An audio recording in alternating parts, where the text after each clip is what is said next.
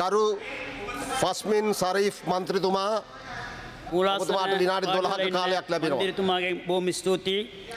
ඇත්තටම ඔයාලා දන්නවා 1978න් පස්සේ දේශපාලනයට ආපු විරුද්ධ පක්ෂයේ අද ඉන්න සියලුම മന്ത്രിවරුන්ගෙන් වැඩි පිරිසක් වංචා දූෂණයට තමයි මූලික වුණේ. ඇත්තම කියනවා නම් අපේ ලාල්කාන්ත එමෙතුමාට රිලව් සම්බන්ධව අද එක മന്ത്രി කෙනෙක් මෙතන චෝදනාවක් කිව්වා. ඇත්තටම කොළඹ ඉන්න മന്ത്രിවරුන්ට දන්නේ නැහැ ගමේ ඉන්න දුප්පත් පවුල්වල වගා කටයුතු කරන ඒ කට්ටිය වෙන දුක එතරම් කොළඹ ඉන්න മന്ത്രിතුමාලට දන්නේ නැහැ. ඒක රිලවුන්ගේ ප්‍රශ්න විසඳන්න ඕන කියලා තමයි අපේ ලාල්කාන්ත එමෙතිතුමා මූලික වෙලා වැඩ කරා කියලා එකක් මම කියන්නට කැමතියි. ඒ වගේම අපේ ජස්ටිස් එමෙතිතුමාට අපේ මෙතන හිටපු മന്ത്രി කෙනෙක් කිව්වා ජම්බර් අන්දනවා කියලා. අපි ජම්බර් අන්දවන්ට කවදාවත් වැරදි වැඩ කරලා නැහැ. ඒ മന്ത്രിතුමා ඊයේ පෙරේදත් ජම්බර් අන්දගෙන ඉඳලා ඇවිල්ලා තමයි අපේ ඉන්න ඇමතිවරුන්ට ජම්බර් අන්දන්න ලැහැත්ති වෙන්නේ. ඒවා දවල් හීන කවදාවත් ඒ වගේ වැරදි වලට අපේ മന്ത്രിවරු ඇමතිවරු ජනාධිපති කවුරුත් මෙදිහත් වෙන්නේ නැහැ කියලා කියාගන්න මම කැමතියි. ඒ වගේම ඔයාලා දන්නවා කැරම් බෝඩ් වංචාව. ඇත්තටම කියනවා මිලියන් 53ක වංචාවක් කරලා නලින් ෆෙනන්ඩෝ හිටපු ඇමතිතුමාට අවුරුදු 25යි. ඒ වගේම මහින්දානන්ද අලුත්ගේමට අවුරුදු 20ක් ලැබලා දීලා තියෙනවා. ඒක අපේ රජයක් අද පාලනයේ තිබ්බේ නැත්තම් මොනවද වෙනවා කියලා ඇත්තටම ඔයාලට දැනගන්න පුළුවන්. මොනවද වෙන්නේ නඩු වල ටෙක්නිකල් ෆෝල්ට් කියලා නැත්තම් මොනවාර අඩුපාඩු කියලා අද සමහර විට මේ මිනිස්සු නිදාස එළියින්ද තිබ්බා. අපි කවදාවත් වංචාවක් කරන්නෙත් නෑ කරන්න දෙන්නෙත් නෑ. කොළඹ ඉස්කෝලම ළමයෙක් ගැන කියවුණා අපේ සංවිධායකයෙක් කියලා කියනවා. අපි മന്ത്രിවරු වුණත් ඇමතිවරු වුණත් කවුරු වැරදි කරත් ඒ සියලුම කණ්ඩායමට අනිවාර්යෙන් දඬුවම් ලබලා දෙනවා. ඒ ගැන කිසිම අවිශ්වාසයක් විරුද්ධ පක්ෂ മന്ത്രിවරු තියාගන්න එපා. ඒ වගේම එකක් කියාගන්න ඕන. ඔයාලා දන්නවා අවුරුදු 1978න් பஸ்ஸே தமிழில் கொஞ்சம் கதைக்கணும். 1978ஆம் ஆண்டுக்கு பிறகு அரசியல் செய்த எதிர்க்கட்சி அநேகமான அரசியல்வாதிகள் ஊழல் செய்வதற்காகவே அரசியலுக்கு வந்தார்கள். அதே போல அவர்களுக்கு அடிவந்து செல்லக்கூடிய சில அரச ஊழியர்களும் அவர்களுக்கு உதவி ஒத்தாசை செய்து கொண்டிருந்தார்கள். உங்களுக்கு தெரியும் இருந்த முன்னாள் ஜனாதிபதி கோத்தாபே ராஜபக்ஷ அவர்கள் எத்தனை வழக்குகளில் இருந்து டெக்னிக்கல் ஃபோல்ட் என்று சொல்லி விடுதலை ஆனார்கள் என்று. அதே மாதிரி இன்றைக்கு தெரியும் வழக்குக்கு வராமல் கூட இன்றைக்கு முன்னாள் ஜனாதிபதியின் சகோதரர் அமெரிக்காவில் இருந்து கொண்டிருக்கிறார். இவர்கள் ஒரு நாளும் நீதிக்கு கட்டுப்பட்டு நடக்கக்கூடிய ஒரு அமைப்பில் இருக்கவில்லை. அதே மாதிரி முன்னாள் ஒரு அமைச்சர் எங்கள் மீது பாரிய சேறு பூசக்கூடிய ஒரு அமைச்சர் இருந்தார். ரணில் விக்ரமசிங்க அவர்களிடம் சென்று எனக்கு வாமையான ஃபார்மிட் மட்டும்தான் இருக்கிறது, அதை தாருங்கள் என்று கெஞ்சிய வீடியோக்கள் அன்று பல மீடியாக்களில் ஃபேஸ்புக்களில் தொடர்ந்து வெளிவந்த வண்ணம் இருந்தது. அதே போல அப்பாவி விவசாயிகளுக்கு கொண்டு வரக்கூடிய உரத்தில் வஞ்சகம் செய்த மஹிந்தானந்தம் அலுத்கமே கரம்போட் வாங்கிய பிரச்சனையில் 5 கோடி 5.3 மில்லியன் வஞ்சகம் செய்தார். நாட்டுக்கு மருந்து தவிர்ந்த சந்தர்ப்பத்தில் அப்பாவி நோயாளிகளுக்கு கொண்டு இருந்த மருந்தில் கெஹல்லே ரமுக்கல்ல அநியாயம் செஞ்சு நாட்டிற்கு சாபக்கேடாக இருந்தார். அவர்களுக்கு நிச்சயமாக எங்கள் அரசாங்கம் நிச்சயமாக தண்டனை பெற்று கொடுக்கும். அதே போல இன்று எதிர்க்கட்சியில் இருக்கக்கூடிய சில எம்பிமார்களுக்கும் அதே போல வெளியே இருந்து இந்த முறை பாராளுமன்றத்தில் தோல்வியடைந்து வெளியில் இருக்கக்கூடிய அவர்களுக்கு நிச்சயமாக எங்கள் அரசாங்கம் நிச்சயமாக தண்டனை பெற்று கொடுக்கும்.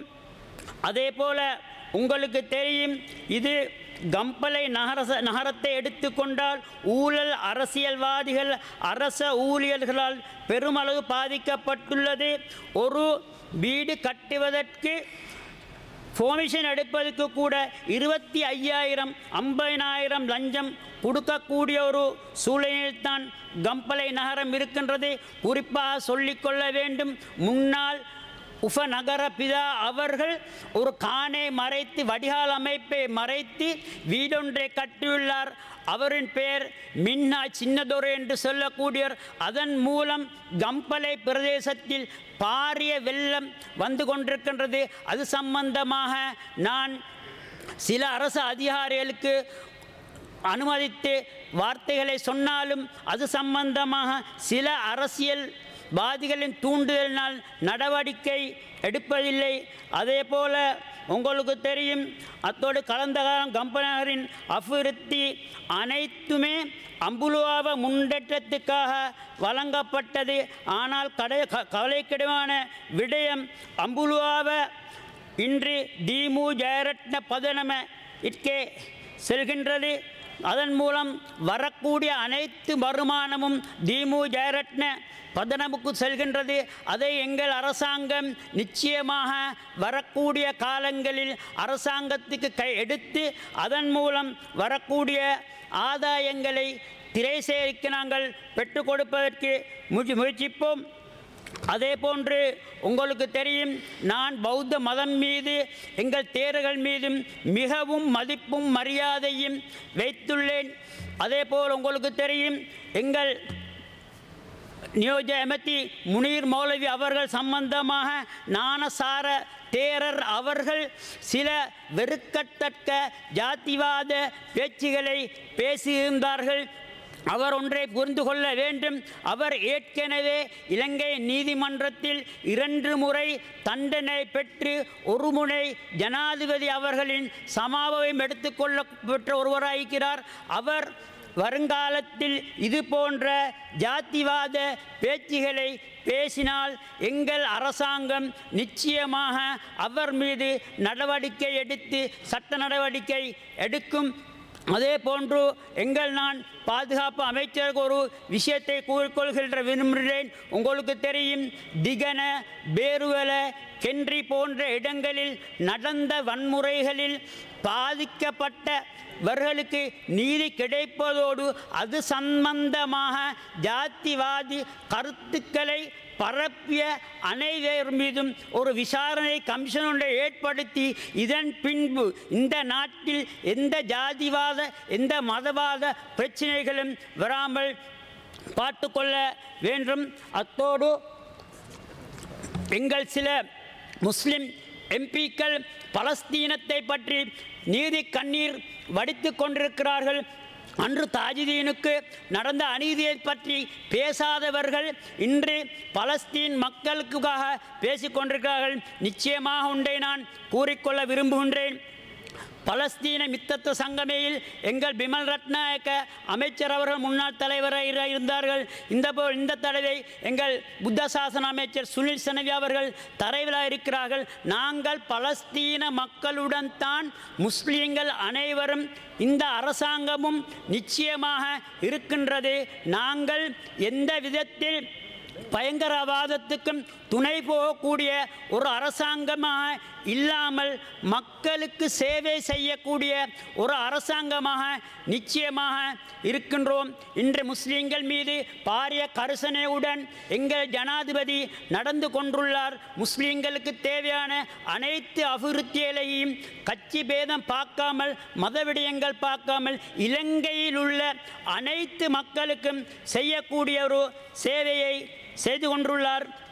அதே போன்று உங்களுக்கு தெரியும், இந்த நாட்டில் இன்று பாரிய ஒரு பிரச்சனை இருக்கிறது. கொழும்பில் வாழக்கூடிய ஒரு MP உங்களுக்கு தெரியும், எங்கள் மீது பல சேறு பூசும் நடவடிக்கைகளை கூறிக்கொண்டு தொடர்ந்து இருந்தார். அவர் நிச்சயமாக ஒன்றை புரிந்து கொள்ள வேண்டும். கொழும்பிலிருந்து பல விஷயங்களை சொன்னாலும் கிராமங்களில் சென்று பார்வையிட்டால் தான் தெரியும். கிராமங்களில் உள்ள தவறுகளை நாங்கள் சுட்டிக்காட்டி இன்றெங்கள் ஜனாதிபதி முழு நாட்டுக்குமான ஜனாதிபதியாக இருந்து கொண்டிருக்கிறார்.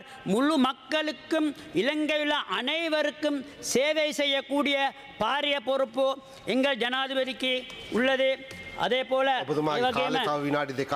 ඒවගේම ඇත්තම කියනවා නම් ගම්පල අඹුලුවාව ප්‍රදේශයේ අඹුලුවාව කියලා ප්‍රදේශයක් තියෙනවා.